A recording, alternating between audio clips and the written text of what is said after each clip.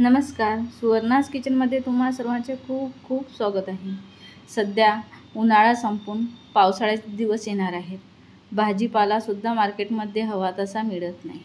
तसेच एखाद्या दिवशी भाजी आवडली नाही किंवा भाजीला काही नसेल तर वेळेवर काय बनवायचे हा प्रश्न तर सर्वांनाच पडतो.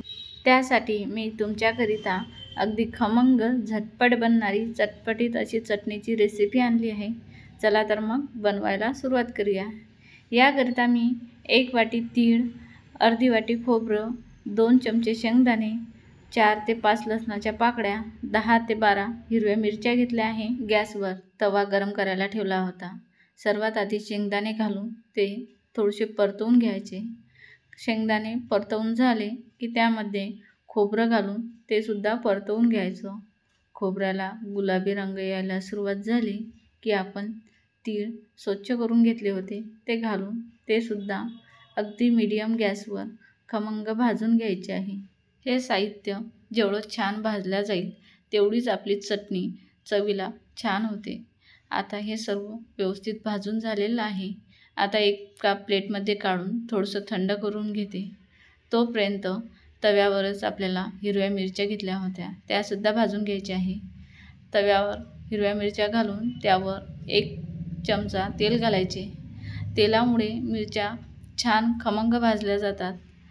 मिरच्यासोबत आपल्याला लसूणसुद्धा भाजून घ्यायचं आहे. त्याची पण चव छान येते. लसूण आणि मिरच्या पण भाजून झाले आहे. आता मिक्सरच्या भांड्यामध्ये भाजलेले तीळ, शेंगदाणे आणि खोबरे घालून घ्यायचे आहे. त्यामध्येच भाजलेले लसूण आणि हिरवी मिरची घालायची. चवीनुसार मीठ घालायचं आहे. हे पाणी न घालता एकदा मिक्सरला बारीक फिरून घ्यायचं आहे. त्यानंतर भांडं पुन्हा काढून घ्यायचं आहे. चमच्याच्या साहाय्याने भांड्यापासून सर्व मिश्रण वेगळं करून घ्यायचं आहे. यामध्ये अर्धी वाटी पाणी घालून परत मिक्सरला बारीक फिरून घ्यायचं आहे. तुम्ही पाणी हवे तसे घालू शकता.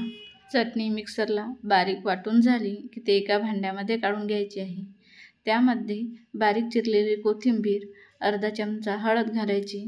त्यानंतर एका तडका पॅनमध्ये तेल छान कडकडीत गरम करून घेतले आहे. त्यामध्ये मोहरी आणि जिऱ्याची फोडणी घालायची आहे आणि ते मोहरी या चटणीमध्ये घालून घ्यायची. चटणीला फोडणीमुळे खूप छान खमंग अशी चव येते आणि दिसायला पण सुंदर दिसते. अशी हे चटपटीत अशी चटणी बनवून तयार आहे. एका वाटीमध्ये काढून सर्व करा. ही चटपटीत खमंग चटणी सर्वांनाच आवडते. तुम्हीसुद्धा नक्की बनवून बघा आणि कशी झाली हे मला कमेंट करून सांगायला विसरू नका.